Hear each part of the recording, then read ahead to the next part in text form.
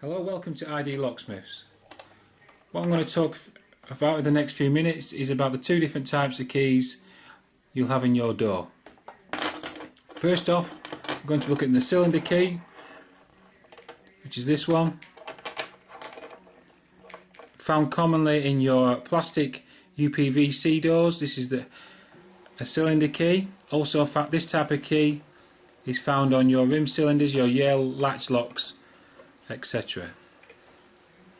The second key we're going to have a look at is the mortise key for your mortise locks. Looks like this.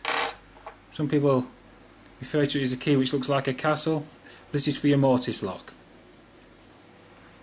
Comes in different colours, satin like this one, or gold, and in different shapes.